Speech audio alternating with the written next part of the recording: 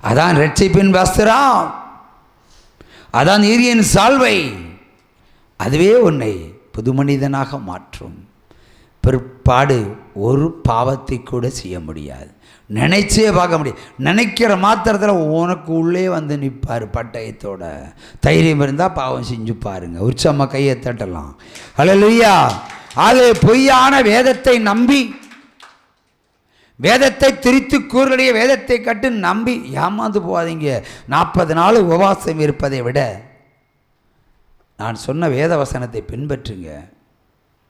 இல்லைன்னா அவர் சொல்லுவார் 40 நாள் உபவாசம் இருந்து என்னை நோக்கி கூப்பிட்டாலும் அவர் சொல்லுவார், என்னை நோக்கி கூப்பிட்டாலும் நான் உனக்கு செவி கொடுப்பதில்லை. என் பிதாவின் சத்தத்தை கேட்டு எவன் பின்பற்றுகிறானோ அவனையே நான் பின்பற்றுவேன். அப்பொழுது நீ கேளு, நான் கொடுப்பேன். அப்போது தட்டு, நான் திறப்பேன். திறக்கப்படாத வாசலம் திறக்கும். அப்பத்தை கேட்கிறவனுக்கு கல்லை கொடுப்பேனோ, மீனை கேட்கிறவனுக்கு பாம்பை கொடுப்பேனோ. பொல்லாத இருதயமுடைய நீங்களே பிள்ளைகளுக்கு நல்ல ஆகாரத்தை கொடுக்க விரும்புகிறீர்கள், நான் ஒரு நல்ல ஆகாரத்தை தரமாட்டேனோ? பரலோகத்தின் அப்பம் வேண்டுமா? அழுகி போன மீனை தான் சாப்பிடணுமா? இல்லை செத்து 44 மணி நேரம் தாண்டின மாட்டிறைச்சி தான் நம்ம சாப்பிடணுமா? யோசிச்சு பாருங்களேன். உணவு வகைகளை தெரிந்து கொண்டு சாப்பிடுகிறீர்கள், என் வேத வசனத்தையும் தெரிந்து கொண்டு சாப்பிடுங்களா? எந்த சபையில் நல்ல செய்தி அங்கே கேளுங்க. ஏன் கெட்டதுக்கு பின்னாடி போயிட்டுருக்கீங்க? கடைசியில் அந்த கிறிஸ்து உங்களுக்குள்ளே இருந்து உங்களை வழி நடத்துவோம், தப்பித்து போக முடியாது. அந்த கிறிஸ்து இடம் கொடுக்கிறவனுக்கு என்னுடைய இல்லத்தில் இடமில்லை, என்னுடைய வீட்டிலும் இடமில்லை, பரலோகத்திலும் இடமில்லை. அவை ஜாக்கிரதையாக இருந்து மனம் திருந்துங்கள். ஹல்லேலூயா. புலம்பல் 1:8-9 வாசிக்க கேட்போம். புலம்பல் 1:8-9.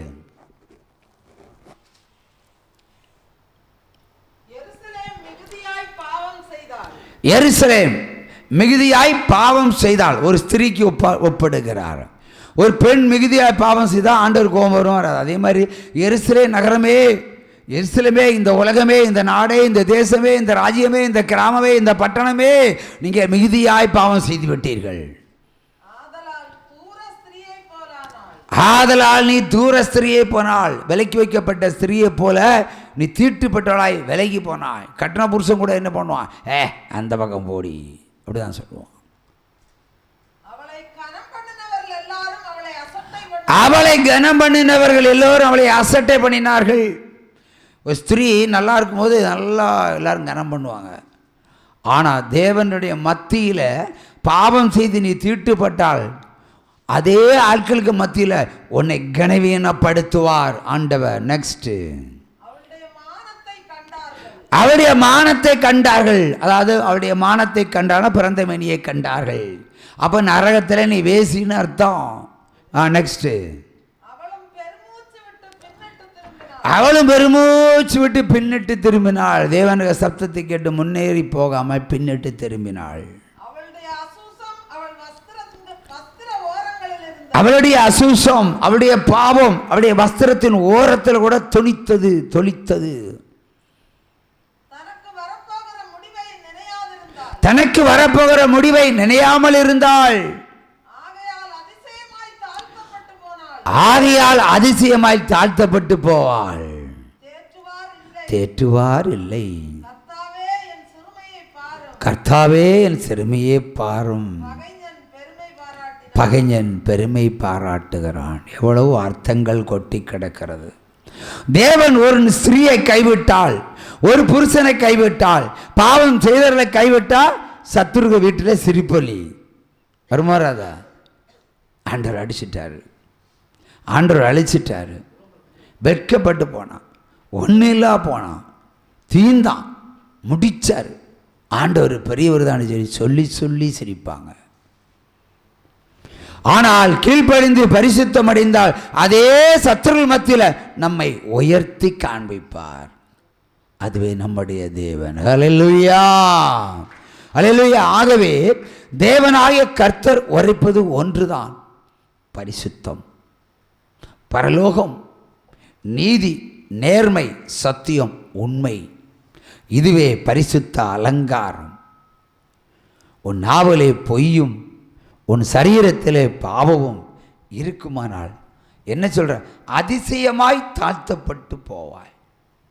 அதிசயமாய் உயர்த்துவது வேற. இப்போ கடல் தேசத்தில் என்ன தேவன் அதிசயமாக உயர்த்தி இருக்கிறார், அதுக்கு நீங்கள் தான் சாட்சி இல்லையா? என்ன சிஸ்டர், நீங்கள் ரெஸ்ட் எடுக்கிற இடம்லாம் எப்படி பெரிய இடம் தானே ஆண்டவர் வச்சுருந்துருக்காரு. இப்போ அதிசயமாக உயர்த்தி இருக்கிறாரு. நாம் பாவஞ்சி தான் அதிசயமாக தாழ்த்திடுவார். இப்போ அதிசயமாய் தாழ்த்துறதும் உயர்த்துவதும் அவர் வேலை. அப்போ பிரமாணத்துக்கு பயந்து நடந்தால் அதிசயமாக உயர்த்துவார். பிரமாணத்தை கேட்டு அதன்படி நடவாமல் போனால் அதிசயமாய் தாழ்த்துவார். அதிர்ச்சிக்குரிய வீழ்ச்சி வரும். சென்னையில் நான் இருந்தேன், அதிர்ச்சியில் வீழ்ந்து போனேன். இன்னைக்கு கூட நினச்சி பார்க்க முடியாது. கவுண்டிங் மிஷின் அந்த காலத்தில் கிடையாது. ஏதோ பெரிய பெரிய ஆஃபீஸில் மட்டும்தான் இருக்கும். அதுண்டு பணமே எண்ண முடியாது. ஒரு 10,000 நோட்டையே நம்ம 10 முறை எண்ணி பார்க்குறோம் இல்லையா? லட்சக்கணக்கில் கோடிக்கணக்கில் பணம் வந்தால் எண்ண முடியுமா? குப்பை மாதிரி கிடக்கும் பீரோக்குள்ளே. டைம் இல்லை, எண்ணுவதுக்கு முடியாது. கடைசியில் வேலைக்காரர்களுக்கு 20,000 ரூபா வட்டிக்கு, கந்து வட்டிக்கு எடுத்து சாப்பாடு போடும்போது தான் சுயம் உணர்ந்தேன். வேலைக்காரர்களுக்கு 20,000 rupees அநியாய வட்டி வாங்கி சாப்பாடு கொடுக்குதான். அப்போ நம்முடைய பணையெல்லாம் என்ன ஆச்சு? அப்போ திறந்து பார்த்தா ஒன்றும் இல்லை, அக்கௌண்ட்டும் 0. எல்லாரும் கொள்ளையிட்டு போனார்கள். அதிசயமாக தாழ்த்தினார். ஏன்னா தேவ சத்தத்துக்கு நாங்கில் பெரியல. நான் ஆர்சி திருச்சபையில் இருக்கும்போது 10 ரூபா 10 காயின் தசம் வாங்க கொடுக்க மாட்டேன் ஆண்டவருக்கு. இதுதான் ஒரு குறை. கொடுக்கவே மாட்டேன். இன்றைக்கி ஆர்சிக்காரை கொடுக்குறாங்களா? கொடுக்க மாட்டாங்க. நான் கொடுக்கல, என் பண்டாடி போராடுவா, ஏய் போடின்னு சொல்லுவேன். நான் சம்பாதிச்ச காசு பார்த்து பார்த்து பரவசம் அடைஞ்சேன். கடைசியில் ஒரு இட்லி ஆளுக்கு 1, 2 இட்லி வாங்கி 2 பேர், 1 ரூபாய்க்கு 2 இட்லி. நானும் ஒரு அசிஸ்டன்ட் டைரக்டருமா சேர்ந்து அது மறைஞ்சு நின்று சாப்பிட்றோம். ஏன்னா என்ன யாரும் பார்க்கக்கூடாது. அவ்வளோ பெருமையாக வாழ்ந்தவன் கடைசியில் ரோட்டோரம் ஒரு சைக்கிள் மாட்டுக்கு பின்னாடி ஒழிச்சு நின்று 2 இட்லியை வாங்கி ஆளுக்கு 1 சாப்பிட்டு பசியாத்த காலம். விழுந்தாதான் படிக்கிறோம், அடித்தாதான் அடி வாங்குகிறோம். விழுறதுக்கு முன்னாடி, அடி வாங்குற முன்னாடி திருந்துங்கன்னு நான் சொல்கிறேன். என்னிடத்துல என்ன குறை? ஆண்டோட இப்படி தான் கேட்டேன். என்னிடத்துல என்ன குறை? நான் நன்மை செய்யலையா? நன்மை செய்வேன், நிறைய செய்வேன். அந்த காலத்தில் என் வீட்டிலே திருடி இலைகளுக்கெல்லாம் கொடுப்பேன். அவள் என் வீட்டில் எனக்கு பேர் என்ன வச்சுருக்காங்க? திருட்டு பய. வீட்டுக்குள்ளேயே ஏற்ற மாட்டாங்க. நான் வீட்டுக்குள்ளே படுத்ததே கிடையாது, என் சொந்த வீட்டில் படுத்ததே கிடையாது. உள்ள தாய்மடியில் படுத்திருக்கலாம் குழந்தையாக இருக்கும்போது, இல்லை தொட்டில் தூங்கியிருக்கலாம். நான் யாருன்னு தெரியாத காலத்தில் கொஞ்சம் பருவம் வந்தாச்சுன்னா சின்ன பையன்னு தெரிஞ்சும் வீட்டு முற்றத்திலே தூங்க வச்சுருவாங்க. என் வீட்டுக்காரங்க தான். ஆளுக்கு ஒரு அறையை பிடிச்சி 10 அண்ணா அங்கே செட்டில் ஆயிரும். நான் மட்டும் முற்றத்தில், என் அப்பா வீட்டுக்குள்ளே, நான் ரோட்டில். அவை தமிழ்நாட்டில் இருக்கிற எல்லா மொத்த பஸ் ஸ்டாண்ட்லேயும் தூங்குனா ஒரே ஒருத்தன் நான் தான். உற்சவ கையை தட்டுங்க. சின்ன வயசில் வீட்டை விட்டு ஓடி பத்திரிகை நடத்தி எந்த லாட்ஜிலையும் தங்க மாட்டேன் இன்னைக்கு வரைக்கும். இன்னைக்கெல்லாம் 5 ஸ்டார் லாட்ஜ் தான் கேட்குது எல்லாருக்கும், ஊழியக்காரர்களுக்கு. இன்னைக்கு வரைக்கும் லாட்ஜில் தங்குறதே கிடையாது. ஏதோ சிச்சுவேஷனில் ஒரு சில நாட்கள்னு சொல்லலாம், அது கூட என்னால் சொல்ல முடியாது. ஒருவேளை குளிக்கிறதுக்கு போயிருக்கலாம், படுக்கிறதெல்லாம் போனதே கிடையாது. இன்றைக்கி சென்னை போனால் பிளாட்ஃபாரம் குழி தான் எனக்கு. எந்த குழிக்காரன் பிளாட்ஃபாரத்தில் குளிப்பான்? எவன் குளிப்பான்? கோயம்பேட்டில் இருக்குது பெரிய குளியறைகள் எல்லாம். நானும் என் பறவை அங்கே தான் குளிப்போம் இன்றைக்கி போனாலும். ஆனால் இப்போது ஆண்டவர் ஒரு அலுவலகத்தை தந்திருக்காரு, அந்த அலுவலகத்தில் போய் குளிச்சுக்கலாம். அப்போ 25 வருஷமாக நாங்கள் குளித்தது பிளாட்ஃபார்ம் தான்.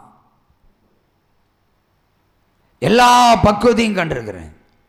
ஆக எல்லா தமிழ்நாடு இருக்கிற எல்லா பஸ் ஸ்டாண்ட்லேயும் தூங்கியிருக்கிறேன். ஏன்னா புத்தகம் வச்சுட்டு கலெக்ஷன் வாங்க போகிறது ஒரு ஊராக போவேன். எங்கேயாவது 1 மணி நேரம் 2 மணி நேரம் பஸ் இல்லைன்னா பஸ் ஸ்டாண்டில் தூங்குவேன். இதுக்கு நடுவில் 2 கையும் உள்ளே வச்சு சுருண்டு படுத்து கிடக்கிறேன். ஒரு கடலூர் பஸ் ஸ்டாண்டில் வச்சு ஒரு போலீஸ்காரன் கம்பை வச்சு ஒரு குண்டியை வச்சு ஒத்தாடி தொடச்சிட்டு எடுத்தாச்சு போலீஸ்காரன்.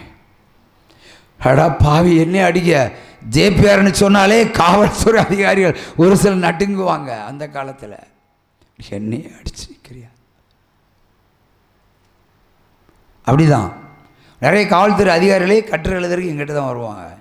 மேல் அதிகாரிகள் பாதிக்கப்படும் போது இந்த கட்டுரை பப்ளிஷ் பண்ணணுன்னு. சர்வீஸ் ஏழைகளுக்கு உதவுவதற்கு வீட்டில் இருக்கிற பாக்கு, ரப்பர் சீட்டு திருடி இலைகளெல்லாம் கொடுத்துருவேன். அவை என்னை திருட்டுப்ப உள்ளே ஏற்ற முடியாது, வெளியே விட்டுருணும்.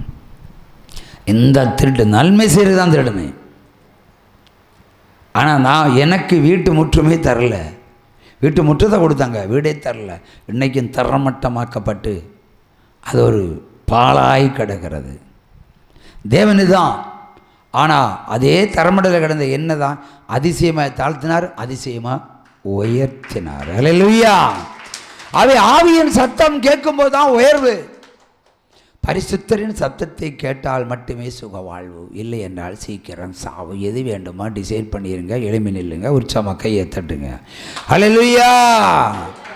ஆகவே தேவனுடைய வார்த்தையை கேட்டு அவருடைய பிரமாணத்தின்படி நடந்தால் உங்களுக்கு சீக்கிரம் உயர்வு. அல்லேலூயா. உற்சாகமாக கையை தட்டலாமா? பாலைவனமாய் இருந்த எங்களை சோலைவனமாய், பாலைவனமாய் இருந்த எங்களை சோலைவனமாய் மாற்றினீரையா.